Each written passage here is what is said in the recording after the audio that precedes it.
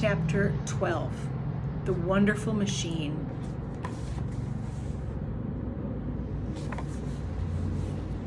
Next day, Pa cut the heads from several bundles of the oats and brought the clean, bright yellow straws to Ma. She put them in a tub of water to soften them and keep them soft. Then she sat in the chair by the side of the tub and braided the straws. She took up several of them, knotted their ends together, and began to braid. The straws were different lengths, and when she came near the end of one straw, she put a new long one from the tub in its place and went on braiding. She let the end of the braid fall back into the water and kept on braiding till she had many yards of braid.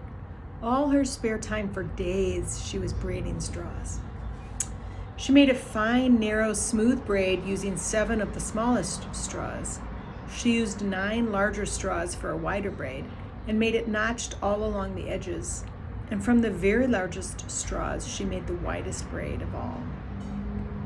When all the straws were braided, she threaded a needle with strong white thread, and beginning at the end of a braid, she sewed it round and round, holding the braid so it would lie flat after it was sewed.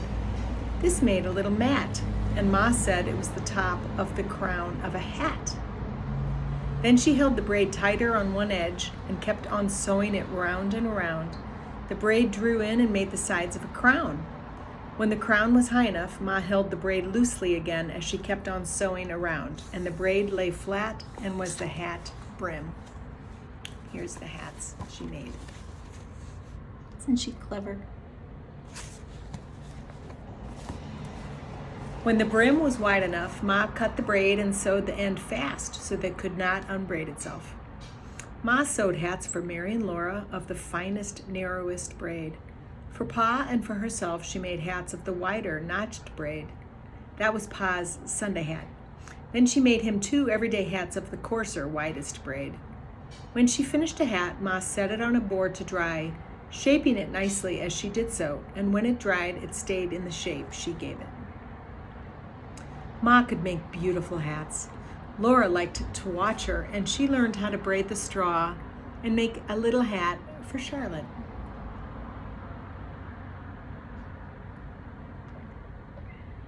The days were growing shorter and the nights were cooler. One night, Jack Frost passed by, and in the morning there were bright colors here and there among the green leaves of the big woods. Then all the leaves stopped being green.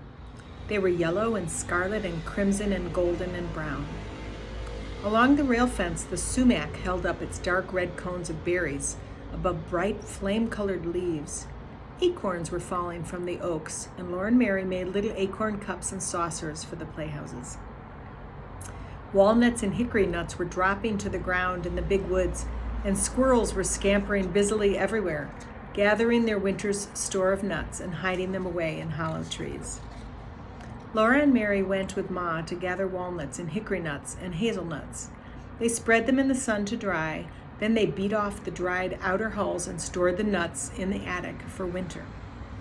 It was fun to gather the large round walnuts and the smaller hickory nuts, and the little hazelnuts that grew in bunches on the bushes.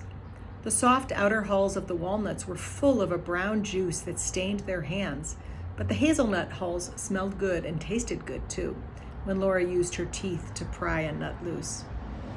Everyone was busy now, for all the garden vegetables must be stored away.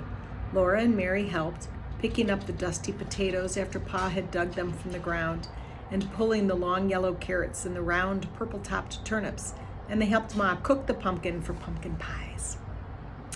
With the butcher knife, Ma cut the big orange-colored pumpkins into halves. She cleaned the seeds out of the center and cut the pumpkin into long slices, from which she pared the rind. Laura helped her cut the slices into cubes. Ma put the cubes into the big iron pot on the stove, poured in some water, and then watched while the pumpkin slowly boiled down all day long. All the water and the juice must be boiled away, and the pumpkin must never burn. The pumpkin was a thick, dark, good-smelling mass in the kettle. It did not boil like water, but bubbles came up in it and suddenly exploded, leaving holes that closed quickly. Every time a bubble exploded, the rich, hot pumpkin smell came out. Laura stood on a chair and watched the pumpkin for Ma and stirred it with a wooden paddle. She held the paddle in both hands and stirred carefully, because if the pumpkin burned, there wouldn't be any pumpkin pies. For dinner, they ate the stewed pumpkin with their bread. They made it into pretty shapes on their plates. It was a beautiful color, and smoothed and molded so prettily with their knives. Ma never allowed them to play with their food at table. They must always eat nicely everything that was set before them, leaving nothing on their plates. But she did let them make the rich brown stewed pumpkin into pretty shapes before they ate it. At other times, they had baked hubbub squash for dinner. The rind was so hard that Ma had to take Pa's axe to cut the squash into pieces. When the pieces were baked in the oven, Laura loved to spread the soft insides with butter and then scoop the yellow flesh from the rind and eat it. For supper now, they often had hulled corn and milk. That was good too. It was so good that Laura could hardly wait for the corn to be ready after Ma started to hull it. It took 2 or 3 days to make hulled corn. The first day, Ma cleaned and brushed all the ashes out of the cook stove. Then she burned some clean, bright hardwood and saved its ashes. She put the hardwood ashes in a little cloth bag. That night, Pa brought in some ears of corn with large, plump kernels. She rubbed the ears, shelling off the small, chafy kernels at their tips. Then he shelled the rest into a large pan until the pan was full. Early next day, Ma put the shelled corn and the bag of ashes into the big iron kettle. She filled the kettle with water and kept it boiling a long time. At last, the kernels of corn began to swell, and they swelled and swelled until their skins split open and began to peel off. With every skin was loose and peeling, Ma lugged the heavy kettle outdoors. She filled a clean wash tub with cold water from the spring, and she dipped the corn out of the kettle into the tub. Sounds like a lot of hard work. Then she rolled the sleeves of her flowered calico dress above her elbows, and she knelt by the tub. With her hands, she rubbed and scrubbed the corn until the hulls came off and floated on top of the water. Often she poured the water off and filled the tub again with buckets of water from the spring. She kept on rubbing and scrubbing the corn between her hands and changing the water until every hull came off and was washed away. Ma looked pretty with her bare arms plump and white, her cheeks so red and her dark hair smooth and shining, while she scrubbed and rubbed the corn in the clear water. She never splashed one drop of water on her pretty dress.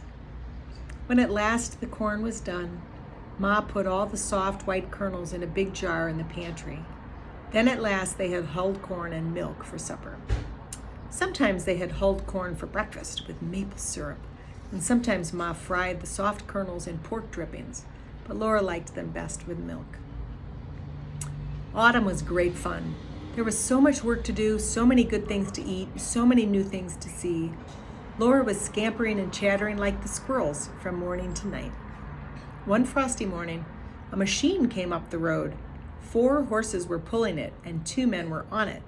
The horses hauled it up into the field where Pa and Uncle Henry and Grandpa and Mr. Peterson had stacked their wheat.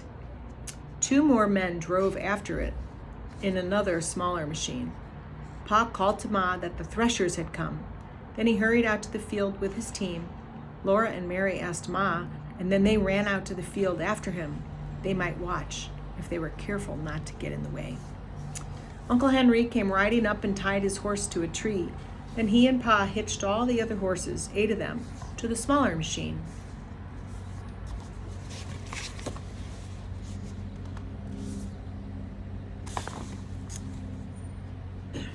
A long iron rod lay along the ground, from this machine to the big machine. Afterward, Laura and Mary asked questions, and Pa told them that the big machine was called the separator, and the rod was called the tumbling rod, and the little machine was called the horsepower. 8 horses were hitched to it and made it go so that it was an 8 horsepower machine. See, there's 8 horses here walking in a circle. A man sat on top of the horsepower, and when everything was ready, he clucked to the horses and they began to go. They walked around him in a circle, each team pulling on the long stick to which it was hitched and following the team ahead. As they went around, they stepped carefully over the tumbling rod, which was tumbling over and over on the ground. Their pulling made the tumbling rod keep rolling over, and the rod moved the machinery of the separator, which stood beside the stack of wheat. All this machinery made an enormous racket, rackety banging and clanging. Laura and Mary held tight to each other's hand at the edge of the field and watched with all their eyes. They had never seen a machine before. They had never heard such a racket. Pa and Uncle Henry, on top of the wheat stack, were pitching bundles down onto a board. A man stood at the board and cut the bands on the bundles and crowded the bundles one at a time into a hole at the end of the separator. The hole looked like the separator's mouth, and it had long iron teeth. The teeth were chewing. They chewed the bundles and the separator swallowed them. Straw blew out at the separator's other end, and wheat poured out of its side. Two men were working fast, trampling the straw and building it into a stack. One man was working fast, sacking the pouring grain. The grains of wheat poured out of the separator into a half-bushel measure, and as fast as the measure filled, the man slipped an empty one in its place and emptied the full one into a sack. He had just time to empty it and slip it back under the spout before the other measure ran over. All the men were working as fast as they possibly could, but the machine kept right up with them. Laura and Mary were so excited they could hardly breathe. They held hands tightly and stared. The horses walked around and around. The man who was driving them cracked his whip and shouted, "Giddy up there, John. No use trying to shirk." Crack went the whip. "Careful there, Billy. Easy, boy. You can't go but so fast now, nohow." The separator swallowed the bundles. The golden straw blew out in a golden cloud. The wheat streamed golden brown out of the spout while the men hurried.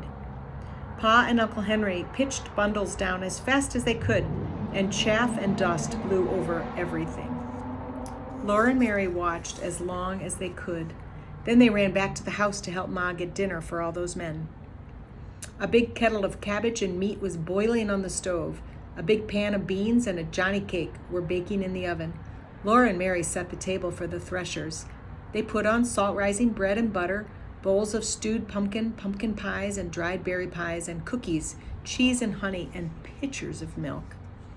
Then Ma put on the boiled potatoes and cabbage and meat, the baked beans, the hot Johnny cake, and the baked Hubbard squash, and she poured the tea. Laura always wondered why bread made of cornmeal was called Johnny cake. It wasn't cake. Ma didn't know unless the northern soldiers called it Johnny cake because the people in the South, where they fought, ate so much of it. They called the southern soldiers Johnny Rebs. Maybe they called the southern bread cake, just for fun. Ma had heard some say it should be called journey cake. She didn't know. It wouldn't be very good bread to take on a journey. At noon, the threshers came into the table loaded with food, but there was none too much, for threshers work hard and got very hungry. By the middle of the afternoon, the machines had finished all the threshing, and the men who owned them drove them away into the big woods, taking with them the sacks of wheat that were their pay. They were going to the next place where neighbors had stacked their wheat and wanted the machines to thresh it. Pa was very tired that night, but he was happy. He said to Ma, "It would have taken Henry and Peterson and Pa and me a couple of weeks apiece to thresh as much grain with flails as that machine threshed today. We wouldn't have got as much wheat either, and it wouldn't have been as clean." "That machine's a great invention," he said. "Other folks can stick to old-fashioned ways if they want to, but I'm all for progress. It's a great age we're living in. As long as I raise wheat, I'm going to have a machine come and thresh it if there's one anywhere in the neighborhood." He was too tired that night to talk to Laura, but Laura was proud of him.